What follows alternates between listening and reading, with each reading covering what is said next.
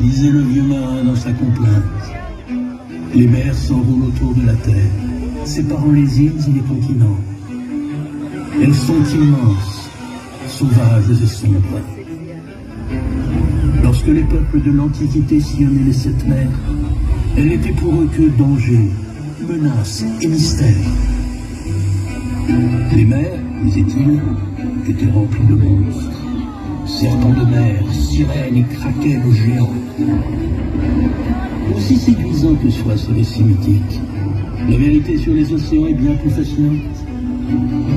Elle surpasse en merveille tout ce que l'imagination a pu concevoir.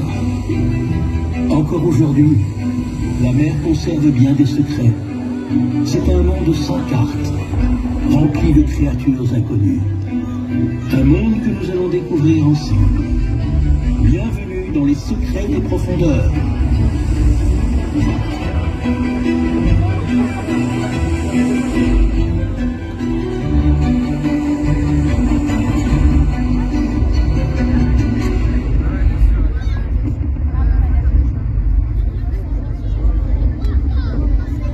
De nos jours, les navires de recherche parcourent les mers. Plutôt que des mythes et des légendes, ils collectent de l'eau, des échantillons de plancton et de poissons. Ils naviguent sur l'immensité des océans qui couvrent plus de 2/3 de la surface de la planète et contiennent presque toute l'eau de la Terre. Et c'est le son qui nous permet de mesurer les profondeurs des mers et de cartographier le fond des océans. Malgré toute cette technologie, nous avons à peine commencé à explorer le monde des grandes profondeurs. Les mers et les océans sont si vastes que la plupart d'entre eux restent inexplorés. Il est temps d'aller sous les vagues faire nos recherches. À 100 mètres sous la surface, les poissons sont grands.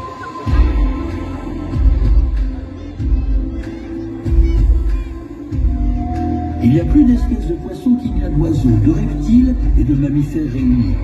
On en compte plus de 30 000.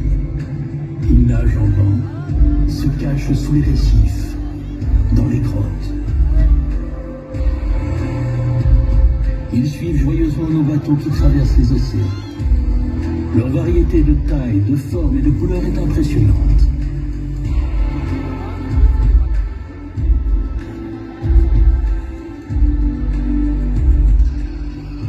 Les poissons sont apparus il y a plus de 500 millions d'années. 200 millions d'années plus tard, certains sont sortis de l'eau et ont appris à marcher. Ce sont nos ancêtres les plus lointains.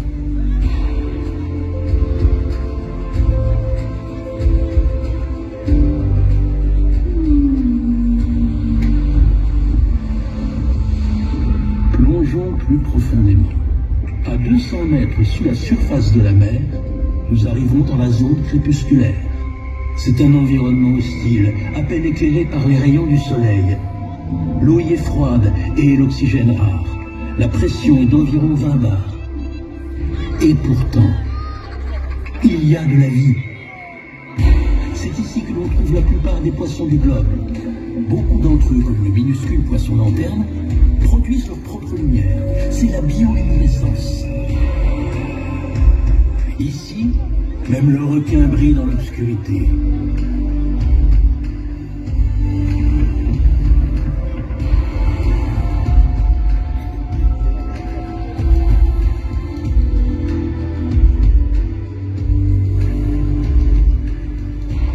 Mais dans ce crépuscule marin, il est éclipsé par la plus grande créature dentée du monde, le cachalot.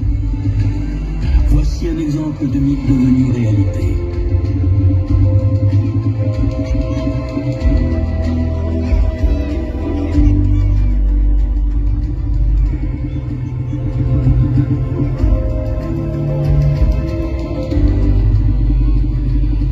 Le cachalot mesure 18 mètres de long et pèse 45 tonnes. C'est le poids de 8 éléphants. De tous les animaux connus, passés ou présents, c'est lui qui a le plus grand cerveau.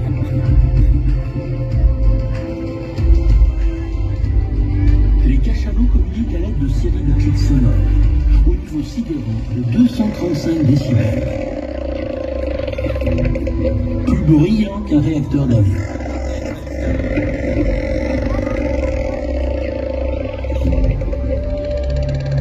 Le son circule dans l'eau 5 fois plus vite que dans l'air. Et les clics émis par les cachalots peuvent s'entendre à des milliers de kilomètres. Ils communiquent d'un côté à l'autre de la planète. Certains nomment cela le chant de pollen. Un cœur cosmique d'une beauté envoûtante. Descendons encore. À partir de 1000 mètres de profondeur, il n'y a plus que la nuit. On sait peu de choses sur cette zone immense, où la température atteint à peine 4 degrés.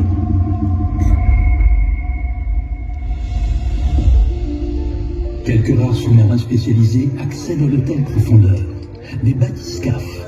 À leur bord, un petit groupe d'explorateurs courageux réussit à voir la vie cachée dans les profondeurs de la mer. Écoutons ce qui se dit ici. Nous approchons des 3000 mètres.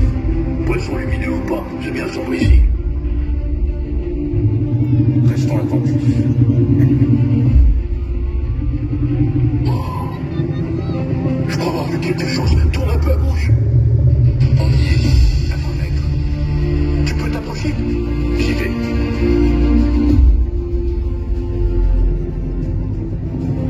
Oh, vous voyez ça? C'est absolument incroyable.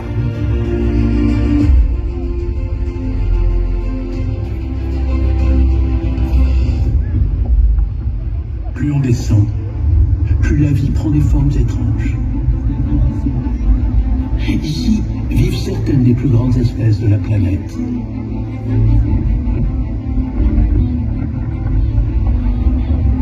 Le calamar géant qui nous rappelle le mythique kraken.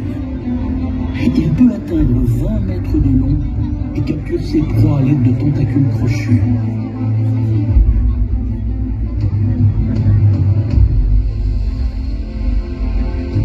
Il parcourt des milliers de kilomètres à travers les océans, de l'Antarctique jusqu'à la pointe sud de la Nouvelle-Zélande.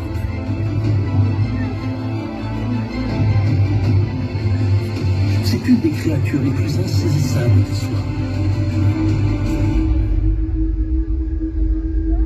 4000 mètres de profondeur et nous descendons toujours.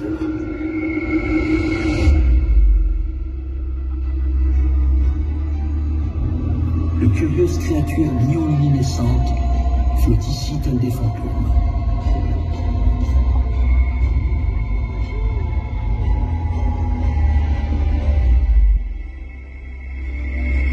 À 6000 mètres, on atteint le royaume des enfers, glacé. La température est à peine supérieure à 0 degré. La pression est de 600 bars. Ici, l'homme ne peut plus plonger, il ne peut que couler. Mais il y a plus profond encore, la fosse des Mariannes. Elle fait 11 000 mètres de profondeur, plus profonde que la hauteur du mont Everest. Et même ici, il y a de la vie, les amphipodes, de minuscules crustacés de quelques millimètres seulement, et qui pourtant survivent dans l'environnement le plus inhospitalier de la planète.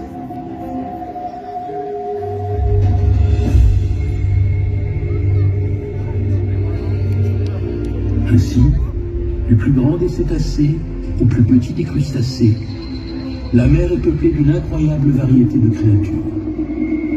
Ce n'est qu'au siècle dernier que nous avons vraiment compris l'importance de la mer.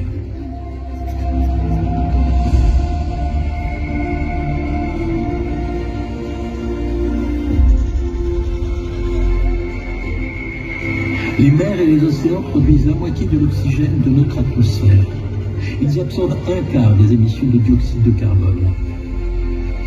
Enfin, ils digèrent l'essentiel des excès de chaleur causés par le changement climatique et le redistribuent sur la planète.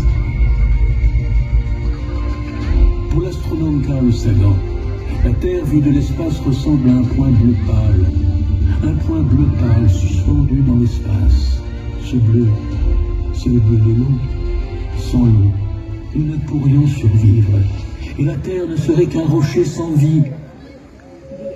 La mer est notre passé, notre présent et notre futur. Chérissons ses bienfaits.